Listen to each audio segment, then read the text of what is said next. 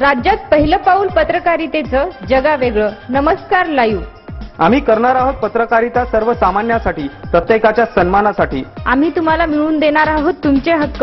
आमचा लढा असणार आहे तुमच्या प्रत्येक वेदनेसाठी. नमस्कार live. WhatsApp, Facebook, Twitter, email यांच्या माध्यमातून तुम्हाला मिळणार आहे जगाची खबरबात. नमस्कार लाईव्ह, बातमी तुमच्या जवळ.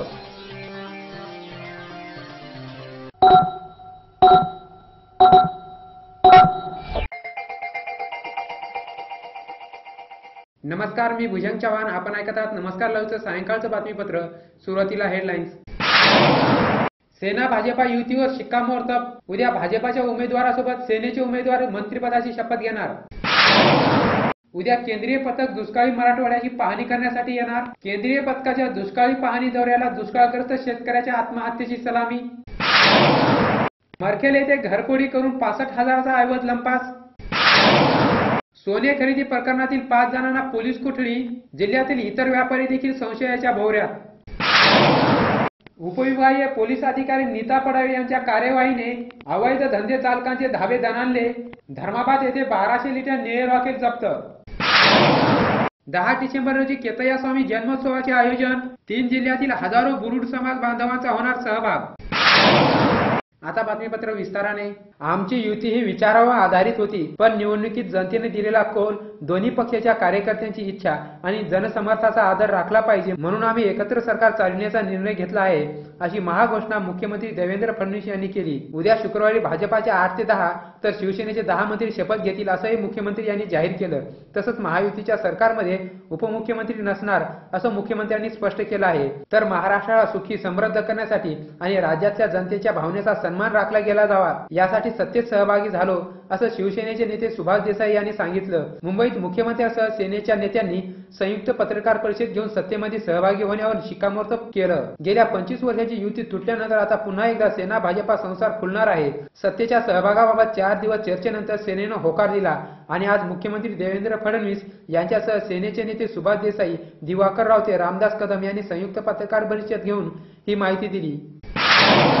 मराठवाड्यामध्ये यावर्षी मोठ्या प्रमाणात दुष्काळाचे सावट आहे. दुष्काळी परिस्थिती आणि कर्जबाजारीपणा यामुळे मराठवाड्यामध्ये शेतकऱ्यांच्या आत्महत्येचे सत्र सुरू झालेले आहे. याच पार्श्वभूमीवर राज्याचे कृषी मंत्री एकनाथ खडसे आणि शिवसेनेचे पक्षप्रमुख उद्धव ठाकरे यांनी नांदेड जिल्हा दौरा केला. त्यानंतर दोन्ही पक्षातील नेत्यांना मराठवाड्याची दुष्काळाची तीव्रता जाणवली असून दुष्काळग्रस्त मराठवाड्याच्या मदतीसाठी राज्य सरकारने केंद्र सरकारकडे मराठवाड्यातील दुष्काळी परिस्थितीची पाहणी करण्यासाठी उद्या केंद्रीय पथक मराठवाडा दौऱ्यावर येणार आहे. आज धर्माबाद तालुक्यातील चिकना येथील 42 वर्षीय शेतकरी मुरली गंगाधर कदम यांनी विषारी औषध प्राशन करून आत्महत्या केली. 6 महिन्यापूर्वी मुरली कदम यांनी आपल्या शेतामध्ये बोर घेतला होता. त्यानंतर आलेली नापिकी व कर्जबाजारीपणा यामुळे ते मागील काही दिवसापासून नैराश्यामध्ये होते. अलीकडे 24 नोव्हेंबर रोजी त्यांच्या पत्नीने विषारी औषध प्राशन करून आत्महत्या केली. त्यामुळे ते अधिकच नैराश्यामध्ये गेले. त्यांच्यावर राष्ट्रीयकृत बँकेचे 50,000 रुपयांचे कर्ज देखील होते. या उद्विग्न परिस्थितीमध्ये त्यांनी आज विषारी औषध घेऊन आत्महत्या केली. मुरली गंगाधर कदम हे अल्पभूधारक शेतकरी असून त्यांना केवळ 1 हेक्टर शेतजमीन होती. त्यातच त्यांना 2 मुले आणि 1 मुलगी होती. मुरली कदम यांच्या आत्महत्येमुळे परिसरामध्ये हळहळ व्यक्त होत आहे. पुणे येथील गुन्हे अन्वेषण विभागाने बिलोली तालुक्यातील सगरोळी येथील सराफा व्यापारी व्यंकलू सरकम पेटकर यास 2 दिवसापूर्वी अटक केली. चौकशी करून प्रकरण गांभीर्याने घेत व्यंकलू पेटकर यांना बुधवारी न्यायालयामध्ये हजर केले असता तपास अधिकारी भोचर यांच्या विनंतीनुसार न्यायालयाने 9 डिसेंबर पर्यंत पोलीस कोठडी सुनावली आहे. चोरीचे सोने खरेदी प्रकरणाचे जाळे नांदेड जिल्ह्यासह लातूर जिल्ह्यामध्येही पसरल्याचा संशय व्यक्त होत असून सुदर्शन विष्णुकांत चंद्रपटले, नागनाथ सीताराम सोनवते, लक्ष्मण उर्फ सोमनाथ कोडके व निलेश विभूते या चौघांना पुणे गुन्हे अन्वेषण विभागातील अधिकाऱ्यांनी दुपारी ताब्यामध्ये घेतले. यापैकी 3 जण दरोडेखोर असल्याची माहिती तपास करणारे सहाय्यक पोलीस निरीक्षक भोचर यांनी सांगितले. अटकेमध्ये असलेले व्यंकलू यांच्या सोन्याची अद्याप पूर्णतः चौकशी झाली नसली तरी देखील पोलीस कोठडीमध्ये अधिक माहिती मिळेल असा अंदाज व्यक्त होत आहे. त्यांनी चोरून आणलेले सोने हे अन्य व्यापाऱ्यांना विकले की स्वतःजवळ ठेवले याबाबत अधिक माहिती मिळालेली नाही. हे चोरीचे सोने जर अन्य व्यापाऱ्यांना विकले असेल तर नांदेड जिल्ह्यातील इतर व्यापारी देखील संशयाच्या भोवऱ्यात सापडले आहेत. सगळीच्या या सोने प्रकारावरून नांदेड जिल्ह्यामधील दरोडेखोर आणि सोने व्यापारी यांच्यामध्ये साटेलोटे असल्याचे संकेत व्यक्त होत आहेत, अशी माहिती आमचे बिलोलीचे वार्ताहर गफूर कुरेशी यांनी दिली आहे. वेळ झाली छोट्याशा विश्रांतीची. तुम्ही ऐकत राहा नमस्कार लाईव्हचं बातमीपत्र. शुभेच्छा पाठवा सुंदर बुकेसह संपूर्ण भारतात आणि 190 देशात कुठेही बुके पाठवण्याची सोय फक्त फ्लॉवर अँड फ्लॉवर्सवर. Bouquet, stage decoration, room decoration आणि कार डेकोरेशनचे सृजनशील नाव flower and flowers, centre point, Shivajinagar, Nanded. संपर्क 73 50 62 56 56. प्रत्येक समारंभाची रंगत वाढवतात ती फुलं आणि फुलाची रंगत वाढवतात फ्लॉवर अँड फ्लॉवर्स.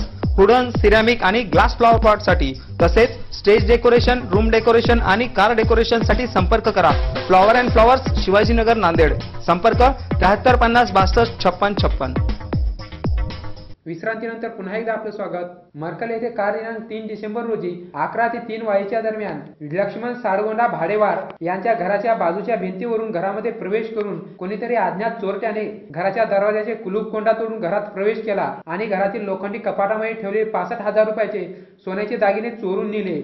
याबाबत लक्ष्मण साळगोंडा भाडेवार राहणार मरखेड, तालुका देगलूर यांनी दिलेल्या फिर्यादीवरून मरखेड पोलीस ठाण्यामध्ये अज्ञात चोरट्याच्या विरोधात चोरीचा गुन्हा दाखल करण्यात आलेला आहे. अधिक माहिती पोलीस निरीक्षक खेडकर हे करत आहेत, अशी माहिती आमचे देगलूरचे वार्ताहर संदीप देसाई यांनी दिली आहे.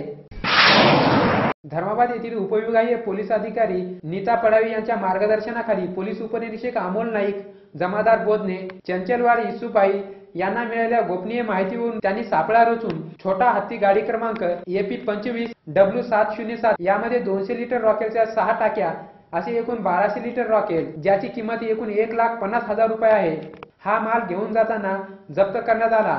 ऑटोचा चालक मिर्झा अस्मल बेग राहणार शिरसखोड व सय्यद युसुफ राहणार देगलू या दोघा जणांना धर्माबाद पोलिसांनी अटक केली असून आंध्र प्रदेशामधून चोरट्या मार्गाने हे अवैधरित्या रॉकेल महाराष्ट्रामध्ये आणले जात असल्याची माहिती आहे. अलीकडच्या काळात उपविभागीय पोलीस अधिकारी नीता पडावी यांच्या कार्यवाह्या वाढल्यामुळे या भागातील अवैध धंदे चालकांचे धाबे दणाणले असून या भागातील अवैध धंदे चालकांचे जाळे तोडण्यामध्ये उपविभागीय पोलीस अधिकारी नीता पडावी यांना बऱ्यापैकी यश मिळत असल्याची माहिती आमचे धर्माबादचे वार्ताहर माधव हनुमंते यांनी दिली आहे.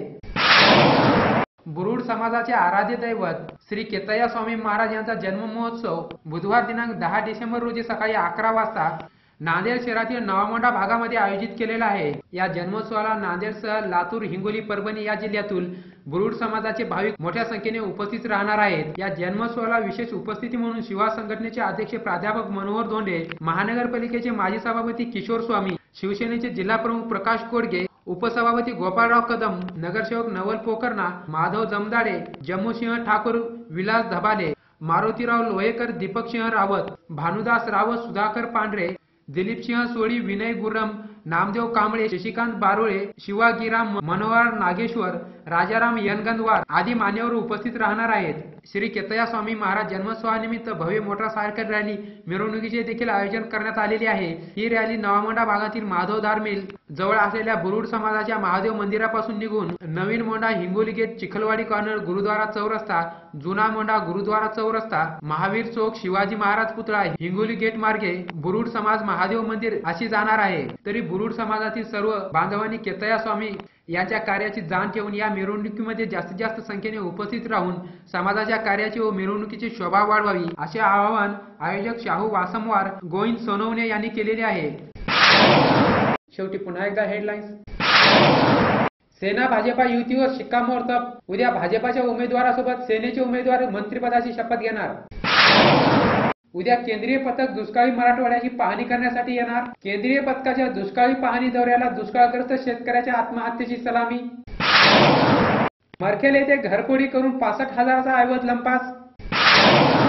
सोने खरेदी प्रकरणातील 5 जणांना पोलीस कोठडी. जिल्ह्यातील इतर व्यापारी देखील संशयाच्या भोवऱ्यात. उपविभागीय पोलीस अधिकारी नीता पडावी यांच्या कार्यवाहीने अवैध धंदे चालकांचे धाबे दणाणले. धर्माबाद येथे 1200 लिटर निळे रॉकेल जप्त. 10 डिसेंबर रोजी केतय्या स्वामी जन्मोत्सवाचे आयोजन. 3 जिल्ह्यातील हजारो बुरुड समाज बांधवांचा होणार सहभाग. आणि याचबरोबर नमस्कार लाईव्हचं हे बातमीपत्र संपलं. पुन्हा भेटूया. नमस्कार. जग आता जवळ आले. जवळ म्हणजे किती? अगदी तुमच्या मुठ्ठीमध्ये. तुम्हाला माहित नसतं की तुमच्या आजूबाजूला घडते काय, पण मी सुदेशना धुतमल सांगणार आहे तुम्हाला आजूबाजूच्या ताज्या घडामोडी. आमची पत्रकारिता असणार आहे समाजातील भोंदूगिरी पोखरून काढणारी. मी भुजंग चव्हाण तुम्हाला सांगणार आहे विकसित डोळसपणा समाजातल्या शेवटच्या टोकापर्यंतचा. नमस्कार लाईव्ह बातमी.